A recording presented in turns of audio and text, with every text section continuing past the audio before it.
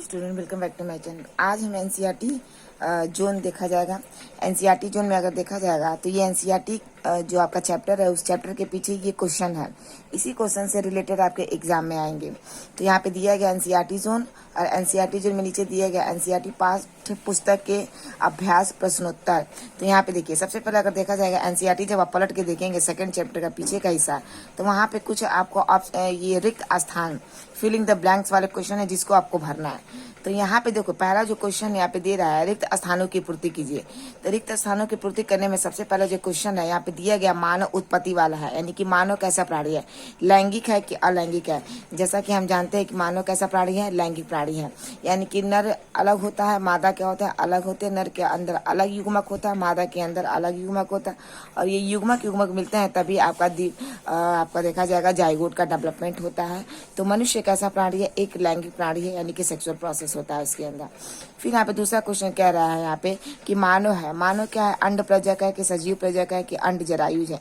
तो मानव क्या है, मानव आपका देखा जाएगा आपका सजीव प्रजक होता है। सजीव प्रजक का मतलब ये होता है कि डायरेक्ट क्या करता है, वो एक सुविकसित बच्चे को जन्म देता है। तो यानी कि वो क्या होता है, जरायु प्राणी है। जरायुज में कैसा सजीव प्रजक है आपका। फिर देखें यहाँ पे कह रहा है कि मानव में निषेचन होता है। तो मानव में कैसा निषेचन होता है, आंतरिक होता है कि बाह्य होता है। तो मानव में कैसा निषेचन होता है, आपका आंतरिक निषेचन होता है, क्योंकि फर्टिलाइजेशन जो होती है वो अंदर होती है, फैलोपियन ट्यूब के अंदर होती है। अगला यहाँ पे क्वेश्चन दे रहा है कि युग्मनज होता है। युग्मनज कैसा होता है, युग्मनज आपका होता है आपका द्विगुणित होता है, क्योंकि युग्मक मिलकर युग्मनज का निर्माण करते हैं, और जो युग्मनज होता है वो आपका डिप्लॉयड होता है। फिर अगला क्वेश्चन यहाँ पे दे रहा है, कह रहा है कि एक परिपक्व पुटक से अंडाणु ओवम के मोचित होने की प्रक्रिया को कहते हैं, क्या कहेंगे, अंडोत्सर्ग कहेंगे, यानी कि ओव्यूलेशन कहा जाता है। यानी कि अगर देखा जाएगा अंडाशय के अंदर से क्या होता है, अंडा निकलता है, और जब अंडा निकलता है तो अंडे निकलने की प्रक्रिया को ही हम अंडोत्सर्ग यानी कि ओव्यूलेशन कहेंगे। अगला यहाँ पे क्वेश्चन दे रहा है कि यहाँ पे कह रहा है अंडोत्सर्ग ओव्यूलेशन नामक हार्मोन द्वारा प्रेरित इंस्टीट्यूट होता है। यानी कि अंडों को निकालने के लिए सबसे ज्यादा जो हार्मोन होता है उस किसका योगदान होता है, तो ल्यूटिनाइजिंग हार्मोन होता है, जिसका नाम है पूरा ल्यूटिनाइजिंग हार्मोन, जिसे हम एलएच के नाम से दर्शाते हैं। इसी के वजह से क्या होता है, अंडाशय के अंदर से जो अंडे होते हैं वो टाइम टू टाइम क्या होते हैं, वो निकलते रहते हैं। यहाँ अगला क्वेश्चन दे रहा है कि नर एवं स्त्री के युग्मक के संलयन को कहते हैं, क्या कहेंगे, निषेचन कहेंगे। और निषेचन जो होता है वो स्त्री के फैलोपियन ट्यूब के अंदर ही होता है। अगला कह रहा है कि निषेचन में संपन्न होता है। तो निषेचन में कहाँ संपन्न होता है, निषेचन फैलोपियन ट्यूब के एस्थमस और देखा जाएगा एम्पुला का जो जंक्शन होता है वहीं पर होता है। क्योंकि अगर देखा जाए बच्चों तो ये क्या है, फीमेल का सिस्टम है। और फीमेल का सिस्टम में अगर देखा जाएगा तो ये सबसे जो गर्भाशय आगे जो खुलती है एक पतली स्ट्रक्चर होती है जिसे हम स्थमस कहते हैं। स्थमस आगे चलकर एम्पुला में खुलते हैं। एम्पुला मतलब देखा जाएगा थोड़ा सा फूला हुआ स्ट्रक्चर होता है। तो स्थमस और एम्पुला के जंक्शन पे ही क्या होती है, फर्टिलाइजेशन की क्रिया आपकी होती है। तो यहाँ पे देखिए जैसा कि आपको दिख रहा है फैलोपियन नलिका में होती है। फिर क्या है, युग्मनज विभक्त होकर की रचना करता है जो गर्भाशय में अंतरोपित होता है। तो यानी कि अगर देखा जाएगा वो कैसा होता है, ब्लास्टोसिस्ट यानी कि कोरक पुट्टी। और कोरक पुट्टी कब होता है, जब मरुला बन जाता है। तो मरुला के बाद आपका ब्लास्टुला बनता है, और ब्लास्टुला के अंदर क्या होते हैं, एंडोमेट्रियम के अंदर से ग्लाइकोजन निकलते हैं। वो ग्लाइकोजन निकल के ब्लास्टुला के अंदर जाते हैं तो एक कैविटी बनती है जिसे ब्लास्टोसिस्ट कैविटी कहते हैं, यानी कि कोरक पुट्टी कहते हैं। जब ये कोरक पुट्टी बन जाएगा तो यही कोरक पुट्टी अगले दिन क्या होता है, एंडोमेट्रियम के अंदर इम्प्लांट हो जाता है। अब देखिए ये अगला क्वेश्चन क्या क्या है, ये सारे के सारे क्वेश्चन जो हम सॉल्व करेंगे, क्योंकि एनसीईआरटी के सेकंड चैप्टर के पीछे देखेंगे एनसीईआरटी ये जोन दिया है और इसको तैयार करना जरूरी है, क्योंकि इसी से रिलेटेड आपके परीक्षा में क्वेश्चन आ सकते हैं। अगला देखो कह रहा है कि भ्रूण और गर्भाशय के बीच संवहनी संपर्क बनाने वाली संरचना को कहते हैं, क्या कहते हैं, अपरा कहते हैं। क्योंकि भ्रूण और गर्भाशय के बीच में क्या होती है, एक कनेक्शन होती है, वो क्या होती है, प्लासेंटा होती है। तो प्लासेंटा क्या होता है, प्लासेंटा के जरिए प्लासेंटा और बच्चे का जो कनेक्शन होता है अम्बिलिकल कॉर्ड होता है, और अम्बिलिकल कॉर्ड और जो आपका देखा जाएगा प्लासेंटा है वो बीच की कड़ी है इनकी। ठीक है, अगला देखो ये क्वेश्चन पूछा है, कह रहा है कि पुरुष जनन तंत्र का नामांकित चित्र बनाएंगे। तो यही एक तंत्र बनाएंगे, यही पुरुष का जनन तंत्र की संरचना है। इसमें जो भी हिस्सा दिखाई दे रहा है, जो आपको डायग्राम बनवाया गया क्लास में, वही आप बनाएंगे वो, और ये बिल्कुल क्या सेम टू सेम वही रिलेटेड है। नीचे आपका क्या टेस्टीज है, और टेस्टीज के अंदर ये सारे आपके नली है। नली आगे चल के वास्ट डिफरेंस से होते हुए रथरा के ऊपर से लूप होते हुए शिश्न मार्ग के बाहर क्या होती है, खुल जाती है। तो ये पुरुष का ये जनन तंत्र है। ये परीक्षा में आपका हर साल दे सकता है। तो जनन तंत्र जब पूछेगा तो केवल इसका नामांकित चित्र बनाएंगे और नामांकित चित्र बनाकर इसको अच्छे से हम एक्सप्लेन कर देंगे। तो जब एक्सप्लेन करने को पूछेगा तब एक्सप्लेन करेंगे, अगर नहीं पूछेगा तो केवल इसका डायग्राम बनाकर अच्छे से हम लेबलिंग कर देंगे और आपको अच्छा नंबर मिल जाएगा। यहाँ पे देखो, यहाँ पे अगर देखा जाएगा तो ये जो क्वेश्चन है वो स्त्री जनन तंत्र का नामांकित चित्र पूछ रहा है, यानी कि फीमेल का पूछा है। तो फीमेल का यही एक सिस्टम है। फीमेल में क्या है, ये यूट्रस है, ये फैलोपियन ट्यूब है, ये अंडाशय है। बना देंगे, तीनों दीवार दिखा देंगे, एंडोमेट्रियम, पेरीमेट्रियम और मायोमेट्रियम। ये बीच का हिस्सा यूट्रस होती है, ऊपर का हिस्सा फंडस होता है और पतला नैरो स्ट्रक्चर वो स्थमस होता है। स्थमस आगे चल के एम्पुला में खुलता है, एम्पुला आगे चल के फनस से यानी कि कीप जैसे स्ट्रक्चर में खुलता है और ये नीचे जो उंगली जैसे संरचना है इसे हम फिम्ब्रेई कहते हैं। और ये गर्भाशय की कर्विक्स है और गर्भाशय के नाल है और आगे वजाइना में क्या होता है, खुलता है। तो ये मादा का जनन तंत्र, केवल मादा के ही बारे में अगर पूछेगा, तंत्र चित्र पूछेगा तो केवल ये बनाएंगे। अगर पुरुष का केवल पूछेगा तो पुरुष का केवल हम ये हिस्सा बनाएंगे। तो देखो बच्चों, तो पुरुष वाला ये क्वेश्चन तुम्हारा पहला हो गया और ये वाला देखो ये हमारा दूसरा क्वेश्चन हो गया और तीसरा क्वेश्चन हमारा ये हो गया। चौथा क्वेश्चन देखो, सॉरी, चौथा क्वेश्चन में देखा जाएगा क्या रहा, वृषण तथा अंडाशय के बारे में प्रत्येक दो कार्यों का वर्णन करते हैं। वृषण के कार्य हम जानते हैं कि वृषण जो होता है वो हमारे मनुष्य में शरीर के बाहर लटका होता है, वो भी नर्व। तो वृषण का काम दो होता है, एक क्या होता है, शुक्र जनन नलिका होता है, शुक्राणु का निर्माण करता है यानी कि स्पर्म बनाता है। और दूसरा क्या करता है, ये एस्ट्रोजन और एंड्रोजन नामक हार्मोन्स का डेवलपमेंट करता है। एस्ट्रोजन और एंड्रोजन बनाने वाला कौन है आपका, यही वृषण है। तो दो कार्य इसका हो गया। फिर कह रहा है कि अंडाशय का क्या कार्य है, तो फंक्शन आप अगर ओवरी देखा जाएगा तो जनन कोशिकाओं में अंड जनन द्वारा अंडाणु का निर्माण होता है। अंडाशय क्या करती है, अंडाणु को बनाती है और इसमें कौन से हार्मोन आपके रिलीज होंगे, एस्ट्रोजन और प्रोजेस्टेरॉन नामक दो हार्मोन रिलीज होते हैं जो मासिक चक्र में इनका बहुत ही क्या होते हैं, महत्वपूर्ण योगदान होता है। तो ये आपका चौथा क्वेश्चन हो गया। अब देखो पांचवा क्वेश्चन क्या दे रहा है, कह रहा है कि शुक्र जनन नलिका की संरचना का वर्णन करिए। तो शुक्र जनन नलिका कहाँ होती है, तो वृषण के अंदर होती है और वृषण के अंदर आपको शुक्र जनन नलिका कैसी होती है आपको बताया गया है। देखो वृषण का जो निर्माण होता है वो अनेक शुक्र जनन नलिकाओं से ही होता है। शुक्र जनन नलिकाओं के बीच संयोजी उत्तक के स्थान पर जगह जगह पर अंतराली सेल्स पाए जाते हैं। हम सब जानते हैं कि समूह होते हैं जिन्हें हम लीडिंग सेल्स कहते हैं। इनसे स्रावित हार्मोन जिसे हम टेस्टोस्टेरोन हार्मोन कहते हैं, जो नर में द्वितीयक लैंगिक लक्षण यानी कि नर के अंदर जो दाढ़ी मूछ शरीर का विकास करना, कंधा चौड़ा आना, शरीर सीने पे बाल का आना, जनन अंग जो है उनका विकसित होना, ये सब टेस्टोस्टेरोन के कारण होती है जो 13 से 14 अवस्था में क्या होती है, डेवलपमेंट होना स्टार्ट कर देते हैं। फिर क्या होता है, फिर कह रहा है कि शुक्र जनन नलिका जो होती है वो पतली होती है, कुंडलित भी होती है, दो परतों से घिरी होती है, एक बाह्य परत होती है, एक आंतरिक परत होती है। इसमें अगर देखा जाएगा ये जो जनन एपिथेलियम इसे कहेंगे, यानी कि अगर देखा जाएगा भीतरी परत को जनन एपिथेलियम कहेंगे। और जनन एपिथेलियम का जो निर्माण होता है वो प्रमुख रूप से जनन कोशिकाओं से ही होता है और इनके वृषण के अंदर देखा जाएगा स्थान स्थान पर सर्टोली सेल्स पाए जाते हैं। यानी कि देखा जाएगा सर्टोली जो सेल्स होती है ना, वो सर्टोली सेल्स आपके शुक्र जनन नलिका के ही अंदर होते हैं, क्योंकि दो सेल होता है, एक छोटी सेल होती है, एक बड़ी सेल होती है। तो बड़ी जो सेल होती है उसे हम नर्स सेल्स कहते हैं और छोटी सेल जो होती है वो नर युग्मक होता है, स्पर्मेटोगोनिया के नाम से जानते हैं। और उसी नर्स सेल को हम सर्टोली सेल्स कहते हैं, क्योंकि सर्टोली सेल शुक्राणु को भोजन देने का कार्य करता है। ठीक है, तो सर्टोली कोशिकाएं उपस्थित होती है। फिर कह रहा है जनन कोशिकाओं में शुक्र जनन द्वारा शुक्राणु का निर्माण, शुक्राणु सर्टोली कोशिका से पोषक पदार्थ ऑक्सीजन प्राप्त कर शुक्र जनन नलिका वृषण नलिकाओं के द्वारा शुक्रवाहिनी में खुलती है। आगे चल के ये शुक्रवाहिनी आपकी अधिवृषण में खुलती है और अधिवृषण शुक्रवाहिनी निकलकर एक वक्षण नाल से होती हुई उदर गुहा के ऊपर प्रवेश करती है और मूत्रवाहिनी के साथ फंदा बनाकर मूत्र मार्ग के अधर भाग पे क्या होती है बच्चों, खुलती है। तो यही है ना वो स्ट्रक्चर, ये क्या है, ये एपिडिडाइमिस है। ये आगे चल के ये जो शुक्रवाहिनी की नली है यूरेथ्रा के ऊपर क्या बनाती है, लूप बनाती है, यानी कि हैंग करती है इसी के ऊपर और हैंग करके सेमिनल वेसिकल और प्रोस्टेट से मिलकर आगे एक यूरेथ्रा के मार्ग में क्या हो जाती है, खुल जाती है। तो ये पांचवा क्वेश्चन है। ये पांचवा क्वेश्चन शुक्र जनन नलिका की संरचना का वर्णन कीजिए। तो ये डायग्राम बना देंगे वृषण का और इसके बारे में लिख देंगे क्या कि शुक्र जनन नलिका के अंदर कैसे हार्मोन और कैसे शुक्राणु का निर्माण हो रहा है। बस अगला देखिए क्वेश्चन क्या कह रहा है। अगला अगर देखा जाए तो कह रहा है कि शुक्र जनन है क्या, संक्षेप में शुक्र जनन की प्रक्रिया बताइए। तो यानी कि अगर देखा जाए बच्चों तो शुक्र जनन देखा जाएगा वृषणों की जनन एपिथेलियल से शुक्राणुओं के बनने की प्रक्रिया को हम क्या कहते हैं? शुक्राणु कहते हैं। यानी कि वृषण के अंदर शुक्राणु के बनने की प्रक्रिया को हम क्या कहेंगे? शुक्राणु जनन कहते हैं। यानी कि इसे स्पर्मेटोगोनिया के नाम से जाना जाता है। कह रहा है कि शुक्राणुओं का जो निर्माण होता है किशोरावस्था में शुरू होता है। बिल्कुल सही है।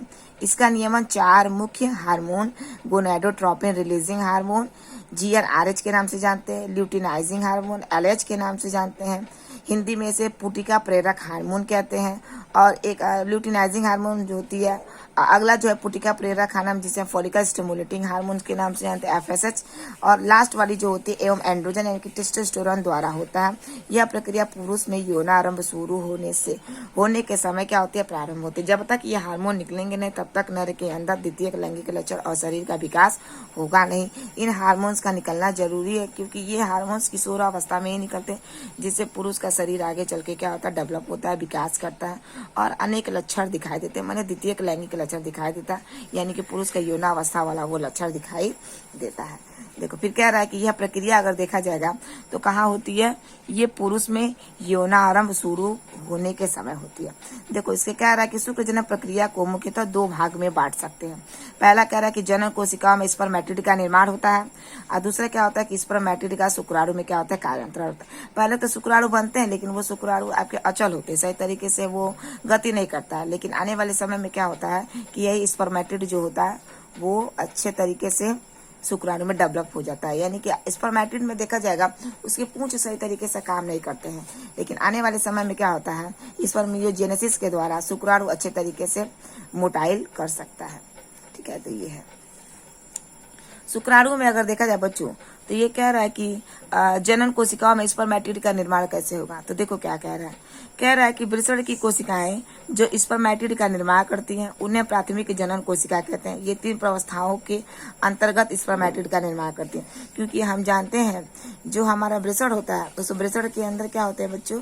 अगर देखा जाएगा तो वहां पे सेल्स होते हैं, स्पर्मेटोगोनिया सेल्स होते हैं। इस स्पर्मेटोगोनिया सेल आगे चलकर प्राइमरी स्पर्मेटोसाइट्स में क्या हो जाती है? बदल जाती है, जिसे प्राथमिक जनन कोशिका कहते हैं। और ये 3 प्रावस्थाओं से होकर गुजरती है। माने शुक्राणु को बनने के लिए ये 3 प्रावस्था चाहिए। जब तक ये 3 प्रावस्था नहीं मिलेगा तब तक शुक्राणु अच्छे तरीके से गति नहीं कर सकता। तो पहला प्रावस्था अगर देखा जाएगा,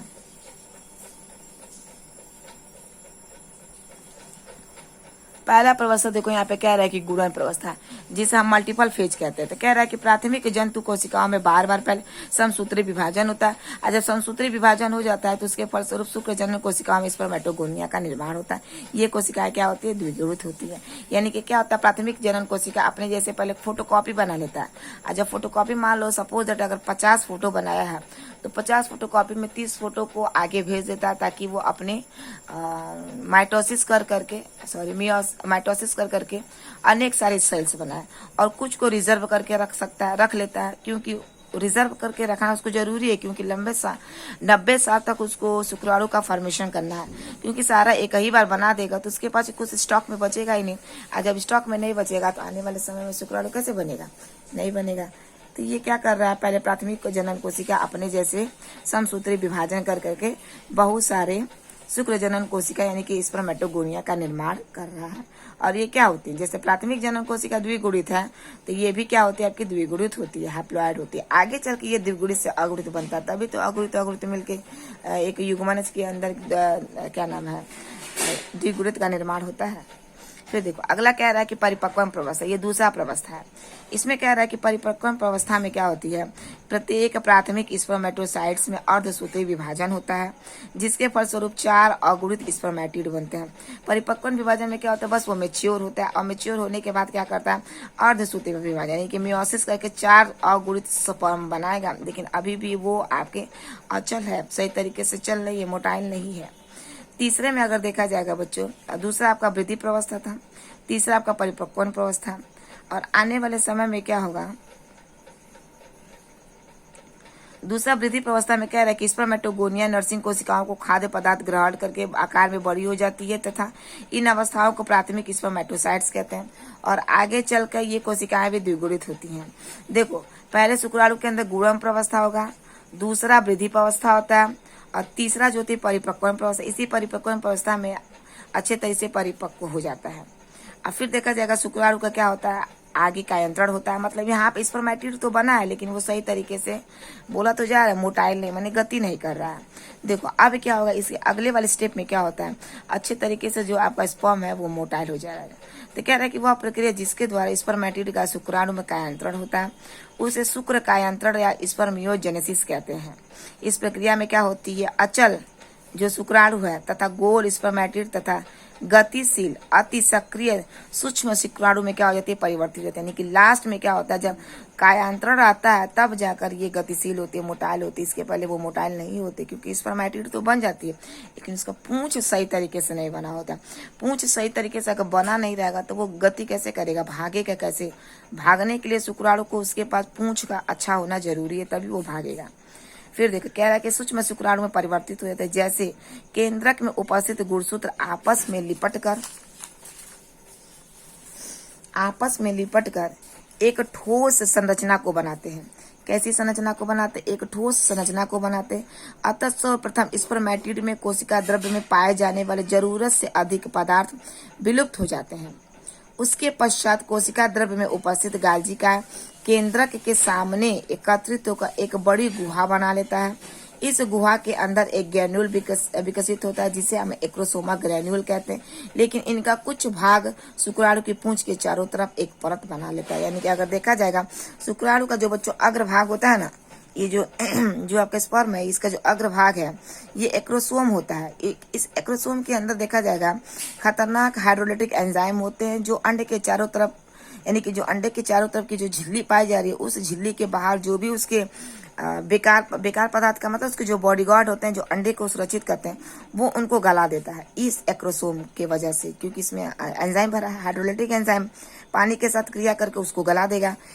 इसका जो निर्माण है वो किसके वजह से हो रहा है, वो गोल्गी बॉडी के वजह से होता है। ये इसमें से एक प्रश्न इसमें से पूछ भी देता है कि ये जो एक्रोसोम है जो शुक्राणु के टिप पर बैठा है इसका निर्माण किससे हो रहा है, तो इसका निर्माण जो है गोल्गी बॉडी से ही होता है। फिर देखो कह रहा है कि लेकिन इनका कुछ भाग शुक्राणु की पूंछ के चारों तरफ एक परत बना लेती है। यानी कि शुक्राणु के चारों तरफ क्या होती है, एक परत होती है जिसे हम प्लाज्मा मेम्ब्रेन कहते हैं जो शुक्राणु की हिफाजत करता है। ये हो गया, तो 6 क्वेश्चन आपके यहाँ पे हो गए। 7वां क्वेश्चन ये है, शुक्र जनन की प्रक्रिया के नियमन में शामिल हार्मोन्स के नाम बताइए। यानी कि शुक्र जनन की प्रक्रिया, शुक्राणु के बनने की प्रक्रिया में ऐसे 4 हार्मोन कौन कौन से हैं जिसके वजह से शुक्राणु बनता है। तो पहला जो है हमारा गोनेडोट्रोपिन रिलीजिंग हार्मोन जिसे हम GnRH के नाम से जानते हैं। दूसरा पीत पिंडकर हार्मोन यानी कि ल्यूटिनाइजिंग हार्मोन जिसे हम LH कहते हैं। तीसरा जो है पुटको उद्दीपक हार्मोन जिसे हम FSH कहते हैं, फॉलिकल स्टिमुलेटिंग हार्मोन। और चौथा जो है हमारा एंड्रोजन जिसे हम टेस्टोस्टेरोन के नाम से जानते हैं। तो इन्हीं चारों हार्मोन्स के वजह से क्या होता है, शुक्र जनन की प्रक्रिया के अंदर शुक्राणु का निर्माण होता है। तो शुक्राणु को बनने के लिए यही 4 हार्मोन आपको चाहिए, आप इसको अच्छे तरीके से याद रख लीजिएगा। फिर देखो अगला क्या है आपका 8वां में देखा जाएगा, तो शुक्राणु जनन एवं वीर्य सेचन स्पर्मिएशन की परिभाषा देखिए। तो क्या होता है, अगुण स्पर्मेटिड के परिपक्व शुक्राणु में रूपांतरण की क्रिया क्या होती है, शुक्राणु यानी कि शुक्राणु के बनने की प्रक्रिया क्या होती है, शुक्राणु जनन होती है। वीर्य सेचन क्या होता है जिसे हम स्पर्मिएशन कहते हैं। स्पर्मिएशन में देखा जाएगा तो कह रहा है कि शुक्राणु कायांतरण के पश्चात मुक्त शुक्राणु के शीर्ष सर्टोली सेल्स में अंतः स्थापित हो जाती है। यानी कि कह रहा है कि जब सर्टोली सेल्स के मतलब सेमिनिफेरस ट्यूब्स के अंदर जब शुक्राणु बन जाता है तो शुक्राणु का जो सिर होता है वो सर्टोली सेल से चिपका रहता है, सर्टोली सेल उसे छोड़ती नहीं है। तो वो क्या कह रहा है कि वो शीर्ष सर्टोली सेल्स में अंतः स्थापित होता है, माने इनबेड हो जाता है, माने जुड़ जाता है। तो शुक्र जनन नलिकाओं में शुक्राणु के विमोचित होने की प्रक्रिया वीर्य सेचन कहती है। कुछ समय बाद क्या होता है कि जो चिपक जाता है सर्टोली सेल से वो कुछ समय के बाद सर्टोली सेल उसे छोड़ देती है। तो जब छोड़ती है तो उसी प्रक्रिया को क्या कहते हैं, हम स्पर्मिएशन कहते हैं। ठीक है, तो ये स्पर्मिएशन का भी काम कहाँ हो रहा है, आपके सर्टोली सेल्स के अंदर। यानी कि सर्टोली सेल्स बॉडी सेल्स है जिसे हम नर्व सेल्स कह रहे हैं, उसी से चिपकी रहेगी। और जब चिपकी रहेगी तो वो इम्बेड हो जाएगी, और जब छोड़ देगी तो उसे हम वीर्य सेचन कहते हैं। ठीक है, 9वां क्वेश्चन है ये बच्चों हमारा स्पर्म का डायग्राम आप लोग अच्छे तरीके से प्रैक्टिस कर लीजिएगा, बना लीजिएगा। छोटा सा है स्ट्रक्चर, 4 भाग है, अग्रभाग है, मध्य भाग है। अग्र है उसका गर्दन है, फिर मध्य भाग है और उसका पूंछ है। अग्रभाग में शुक्राणु का अग्रभाग में एक्रोसोम होता है, पीछे उसका जेनेटिक मटेरियल होता है यानी कि न्यूक्लियस होता है। इसी न्यूक्लियस के अंदर उसका क्रोमोसोमल मटेरियल होता है। नीचे उसकी गर्दन होती है, इस गर्दन के अंदर 2 केंद्र होता है, केंद्रक तारक केंद्रक होता है जिसे अग्रस्थ तारक केंद्र माने समीपस्थ और दूरस्थ तारक केंद्र के नाम से जानते हैं। बीच वाला हिस्सा माइटोकॉन्ड्रिया से भरा होता है क्योंकि यही माइटोकॉन्ड्रिया ऊर्जा देती है पूंछ को आगे भागने के लिए। अब बाकी पूंछ शुक्राणु को आगे भागने में मदद करता है। तो ये स्ट्रक्चर है स्पून जैसे यानी कि चम्मच के आकार की इसकी आकृति होती है। इसको प्रैक्टिस कर लीजिएगा क्योंकि ये किसी न किसी सेट में जरूर दे सकता है।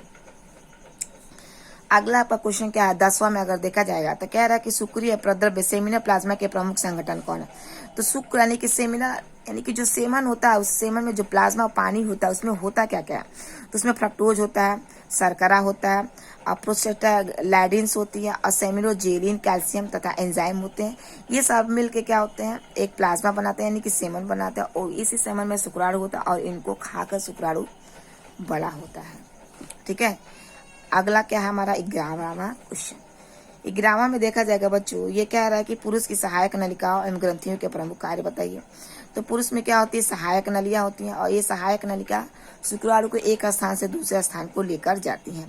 तो सहायक नलिकाओं का कार्य जो होता है वो वृषण में बने शुक्राणुओं को शरीर से बाहर निकालना। इनका देखा जाएगा वृषण से बाहर का पथ निम्न प्रकार है। तो सबसे पहले ये कहाँ खुलेगी वास एफरेंसिया में, फिर एपिडिडाइमिस, फिर शुक्रवाहिनी, फिर स्खलन नलिका, फिर मूत्र मार्ग और फिर नर जनक के जननांग 4 ग्रंथियां पाई जाती हैं जिनसे वो मिलकर आगे अपना कार्य निम्न प्रकार से करती हैं। ठीक है, तो क्या है इसमें